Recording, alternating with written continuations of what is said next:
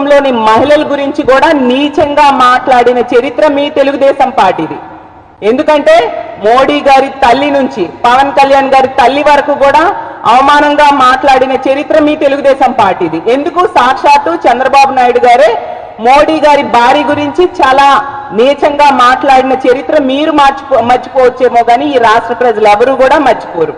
అలాగే చంద్రబాబు నాయుడు గారి వియ్యంకుడైన బాలకృష్ణ గారు మోడీ గారి తల్లి గురించి హిందీలో ఎంత నీచంగా మాట్లాడారో మనందరము చూసాము. అలా మహిళల్ని కించపరిచిన చరిత్ర మీ తెలుగుదేశం పార్టీది. అలాగే పవన్ కళ్యాణ్ గారి తల్లి కోసం ఐటీడీపీ వాళ్ళు 5 కోట్లు ఖర్చు పెట్టి ఆవిడ గురించి అవమానంగా మాట్లాడారు, అలాగే పోస్టులు పెట్టారని సాక్షాత్తు పవన్ కళ్యాణ్ గారే చెప్పారు. అలాంటి చరిత్ర మీ తెలుగుదేశం పార్టీది. మీరా మా పార్టీ గురించి మాట్లాడతారు. మహిళా పక్షపాత ముఖ్యమంత్రికి కేర్ ఆఫ్ అడ్రస్ ఏంటి అంటే జగన్మోహన్ రెడ్డి గారు.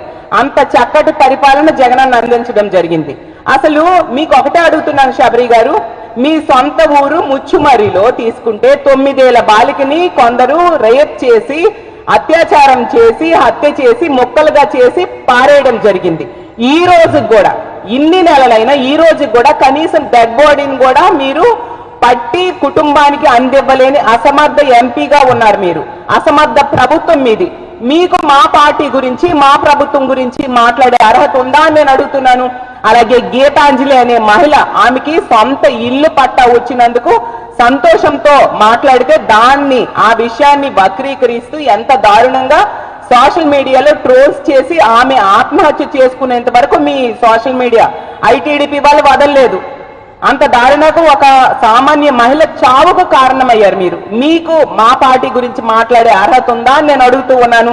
అలాగే హోంమంత్రి గురించి చెప్పాలంటే జగన్మోహన్ రెడ్డి గారి తల్లి గురించి, అలాగే తల్లి కొడుకుల బంధాన్ని తల్లి బిడ్డల బంధాన్ని గురించి కూడా నీచంగా మాట్లాడిన చరిత్ర ఆవిది. అలాంటి హోంమంత్రి గారు ఒక మహిళా హోంమంత్రి అయ్యుండి కూడా అలాంటి నీచంగా మాట్లాడే చరిత్ర ఉన్న అనిత గారు ఉన్న పార్టీ మీది. మీకు మా పార్టీ గురించి మాట్లాడే అర్హత ఉందా అని నేను అడుగుతున్నాను. అలాగే సాక్షాత్తు ముఖ్యమంత్రిగా ఉన్న చంద్రబాబు నాయుడు గారు గతంలో ఏమన్నారు? కోడలు మగబిడ్డను కంటానంటే అత్త వద్దంటుందా అంటూ ఆడబిడ్డల పుట్టుకునే చులకన చేసి మాట్లాడిన చరిత్ర ఉన్న పార్టీ మీది.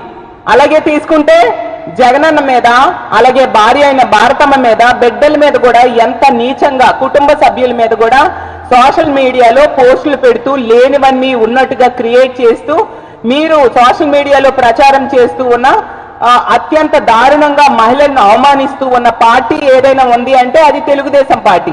మీరు ఏ మొహం పెట్టుకొని మహిళల భద్రత కోసం మహిళా సాధికారత కోసం మీరు మాట్లాడతారు? ఆ అర్హత మీకు ఉందా అని నేను అడుగుతూ ఉన్నాను.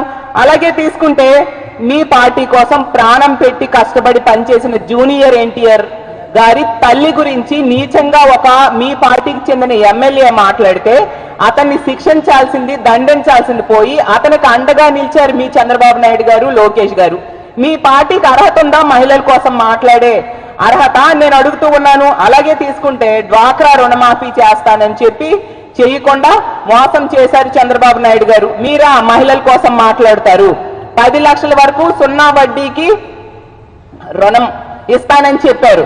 గతంలో 3 లక్షల వరకు ఇస్తున్నారు, మేము అంతకంటే ఎక్కువ ఇస్తామని చెప్పి ప్రగల్భాల పలికి మహిళలు ఓట్లు ఎంచుకొని అధికారంలోకి వచ్చి 22 నెలలైనా ఇవ్వకుండా మోసం చేసిన చరిత్ర మీది. మీరా మహిళల కోసం మాట్లాడుతున్నారు. అలాగే తీసుకుంటే ఆడబిడ్డనిది ఇస్తానని చెప్పి 19 ఏళ్ల నుంచి 59 ఏళ్ల మధ్య ఉన్న మహిళలకు ఆడబిడ్డనిది ఇస్తానని చెప్పి 22 నెలలైనా కూడా ఇవ్వకుండా మోసం చేసిన మహిళా ద్రోహి పార్టీ మీ పార్టీ. మీకు మహిళల కోసం మాట్లాడే అర్హత ఉందా నేను అడుగుతూ ఉన్నాను.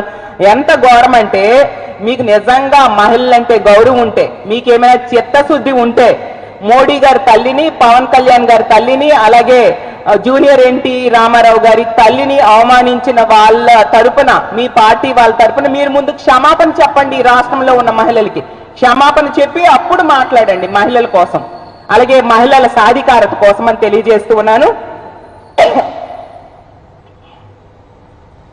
అలాగే మీ ముఖ్యమంత్రి అయిన చంద్రబాబు నాయుడు గారు మహిళలకి చేసిన మోసం,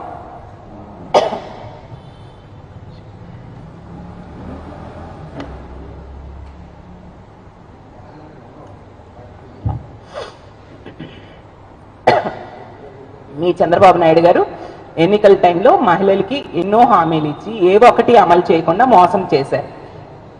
అలాంటి చంద్రబాబు నాయుడు